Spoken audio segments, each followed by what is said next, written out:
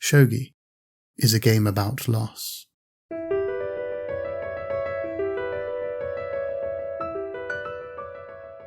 Though your objective is to trap your opponent's king, a good shogi player will have to think constantly about loss, about how to prevent it, how to accept and even use it, how to mitigate the damage it can cause your army, to fill the holes those pieces have left in your defence, and how to recover from its inevitability. On a battlefield where that loss can be turned against you, where your taken pieces return to the board under an enemy's control, where a single mistake can cost you absolutely everything, it can make sense to play defensively, to protect the heart of your army, your king, and build a defensive wall of pieces around that heart. Opening yourself up to vulnerability, to sacrifice any of your precious pieces, has to be in pursuit of a truly worthwhile gambit.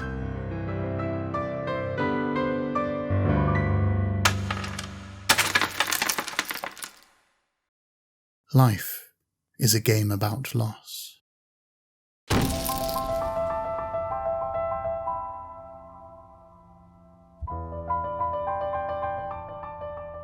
Whether aggressive or calm, aloof or careful, reckless or subdued, Chika Umino's beautifully observed March Comes In Like a Lion focuses on how we play the game.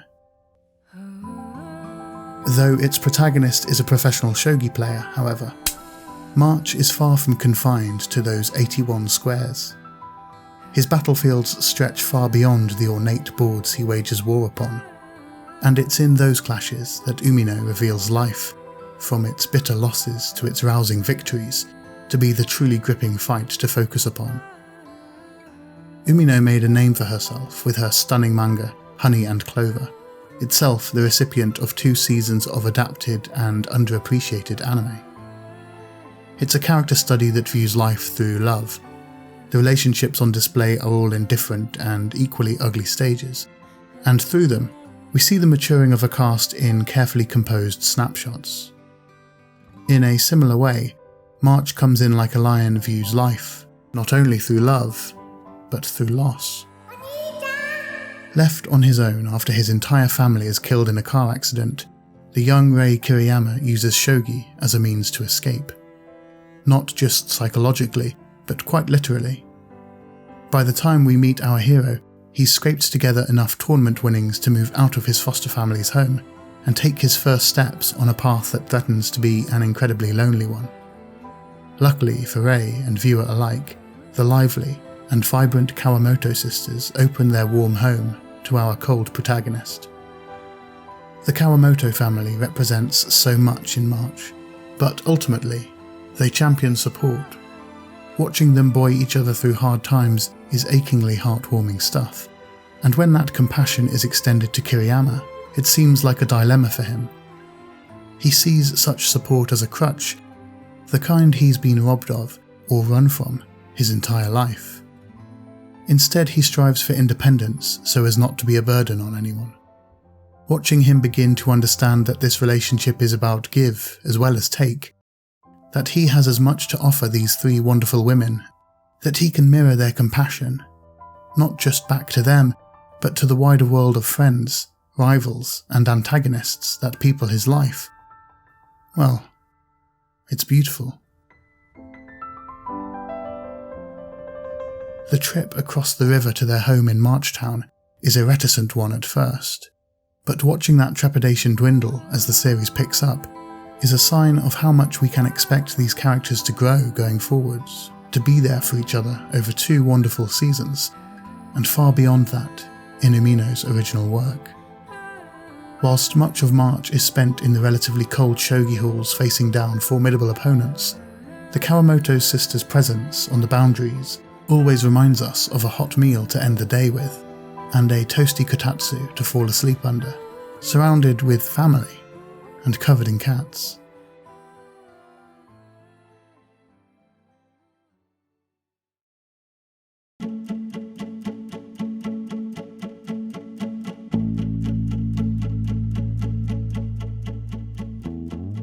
Whilst shogi is most easily, and most often, described as a Japanese variant of chess, it might be more accurate to say they share ancestry in the Indian game of Chaturanga, and developed into considerably different games. Still, as a seasoned loser of chess, I went into March hoping I'd be able to keep up with its measured bouts of pawn-on-pawn action. I wasn't wrong. The increasingly delicate balance of the boards, loaded with intersecting sightlines and traps waiting to be sprung, felt appropriately exciting and menacing all at once. And its tournaments and title matches brought with them the hype that competitive anime usually enjoys, though it feels considerably more subdued here.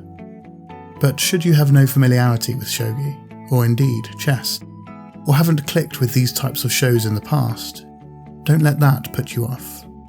So often, the shogi is simply a means to an end for mangaka Umino. There's clearly a deep love for the game in her work, an incredible understanding of its intricacies, and a respect for those who are submerged so entirely in that world. But like our hero savant who uses shogi solely to gain independence, she uses shogi to arrive at an entirely different destination. March Comes In Like a Lion is a show full of board-based battle, and it's truly gripping, dynamic stuff. But in actuality, it's a Trojan horse of sorts, harbouring a slow and melancholic slice of life, about how to accept loss in all its guises, and learn to be happy, despite its ever-looming presence. At first, I was appropriately distrustful of it. Once its seemingly sombre core had revealed itself, it felt like a narrative disaster lurked around every corner. But the show's careful storytelling builds that trust until you feel safe in its little boat, atop those tumultuous waves of tragedy. By the time the show's heaviest beats introduce themselves, you can't help but feel like everything will be okay. March doesn't pull its punches, but the reassuring light at that core never dims. No matter their troubles, we're safe with these characters. Their hyper-expressive mouths might often be downturned, but as viewers, ours rarely are. 心配しすぎです。得たり失ったりは全ての人間に避けようもなく訪れるもの。喜んだりがっかりしたりを繰り返し、人は自分の心の取り扱い方を学んでゆくのです。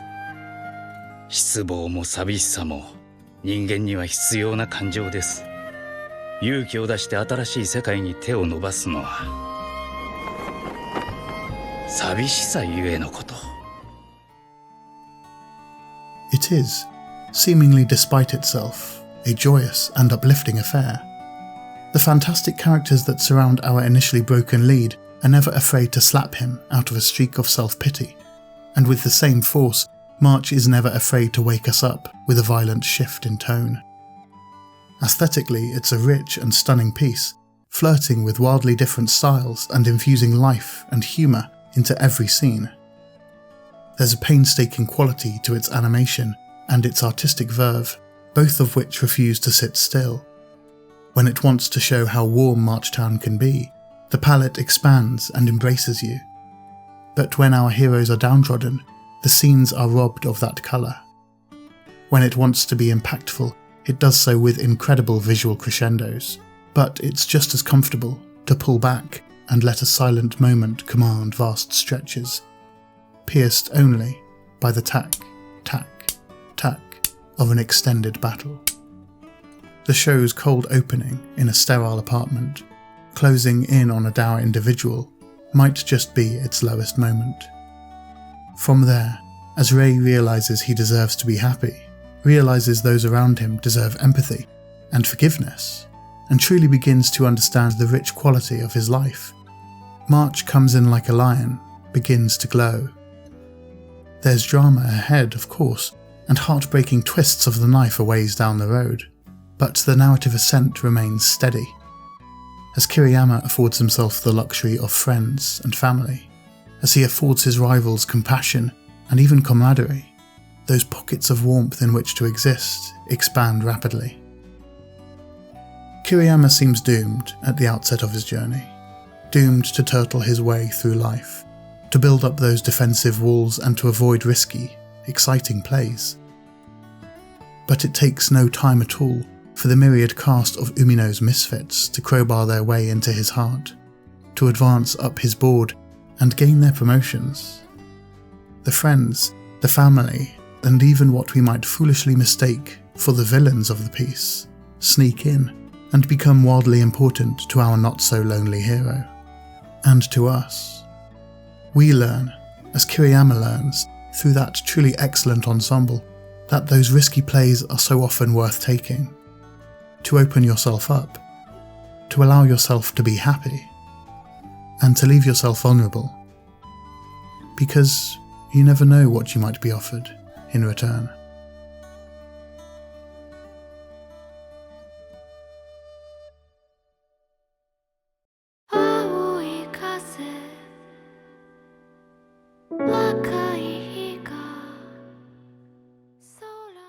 As always, thanks for watching. I was recommended March en masse by my subscribers, so I want to say a huge thank you to all of you for guiding me towards such a special series.